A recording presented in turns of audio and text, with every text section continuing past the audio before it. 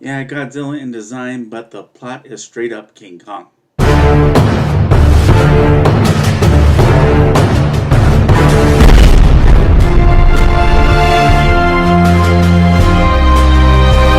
Welcome to my channel, KC, that's me, Carrie Chug the Sledge Storyteller, here to talk about the wonderful world of storytelling, and here talking about storytelling, some inspiring, readily available in public domain.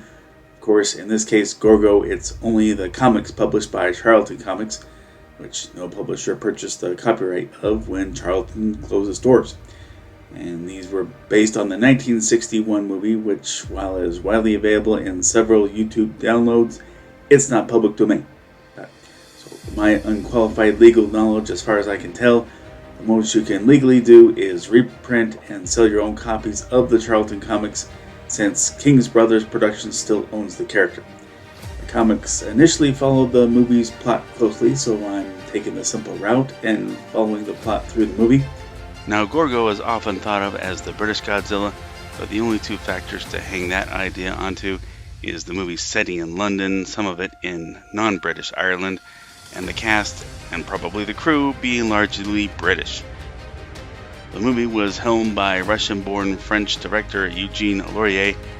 The producers settled on London after considerations for somewhere in Japan and also Paris, and the King's Brothers production company is based in the United States. The two leads, Bill Travers and William Sylvester, played Joe Ryan and Sam Slade respectively, two English sailors who deal with the torrents created by a volcano from which emerges Gorgo.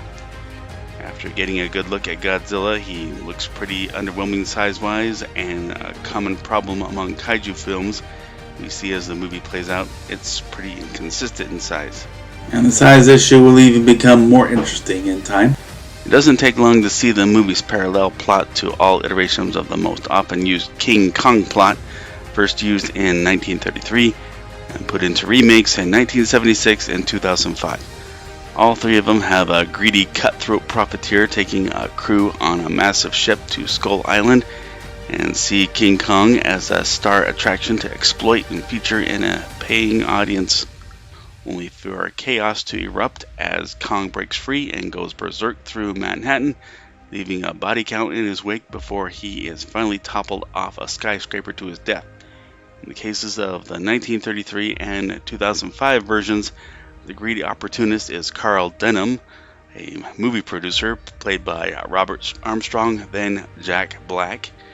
In the 1976 version, it's oil tycoon Fred Wilson, played by Charles Grodin, who sees exploiting Kong in the same showbiz fashion as the answer to an otherwise money pit effort to collect from an oil deposit that turned out to be worthless because it needed another 100,000 years to age to become refinable. All these guys are despicable, yet they have charm to them. On the other hand, these two, they're despicable, and that's about it. Here, Ryan and Slade immediately see the same golden goose in Gorgo.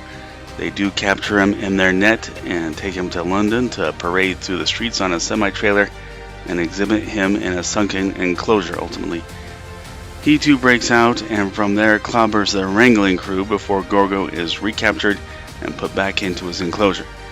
Now, a good time to bring up another character parallel with King Kong, Voices of Reason. In both the 1933 and 2005 versions, they are Jack Driscoll and Ann Darrow, played first by Bruce Cabot and Fay Wray, and then Adrian Brody and Naomi Watts. Then in the 1976 version, it's Jack Prescott, played by Jeff Bridges, and Dwan, no last name given, played by Jessica Lange. In each case, they speak out against the ethics of the opportunists intent on capitalizing on King Kong as a high-revenue spectacle. Such is the case here, first with little boy Sean, who as a stowaway on their ship tries to free Gorgo from the net holding him, with reasons. Maybe to save your silly skins for you. Also, there are scientists who show up regularly with continued warnings that they are playing with fire. They are boring, until we can get an intriguing revelation that Gorgo is an infant version of his species. And yes, Gorgo's mother emerges with a vengeance, destroying a large ship in the process and on her way to London. So here we go from Baby Gorgo being exploited exhibit parallel of King Kong to Mama Gorgo being a rampaging monster parallel to King Kong, leaving a huge body count in her wake for reasons you can't argue with to rescue her baby. And I will say that the successful rescue followed by the return trip home of mother and son is pretty heartwarming, so I'll say that this is the best part of it.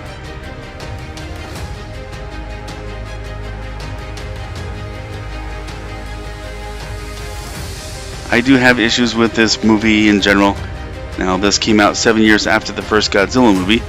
This kind of feels like a downgrade in kaiju costume quality. As is often the case, there seem to be multiple forms of Gorgo used on the screen. What we mostly see is the head predominantly looking like it's not even engineered to move at the neck, and the obvious unnatural folding in the skin showing up on a regular basis.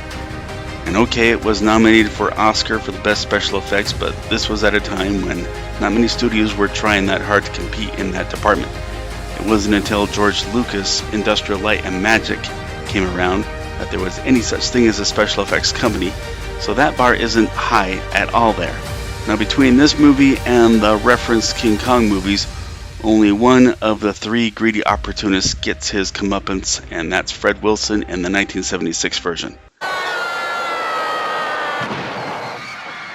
Now, both versions of Carl Denham have no indication of being held responsible for the damages and casualties brought about due to their recklessness.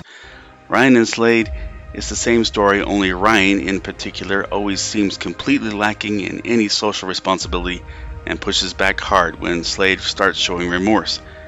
Couple that with the main voices of reason being mostly uninteresting, severely hindering my enjoyment. What's even weirder is, while I think it's okay to use military stock footage, these guys, they actually dub in their own dialogue on the stock footage. West 25. Still tracking West 25. Flag to task force, search 20 degrees west. But overall, the story, I do enjoy that, and the use of reptilian kaiju, I enjoy that factor of it, even if it is relatively primitive even for those days. But I enjoy it enough to call this movie marginally entertaining.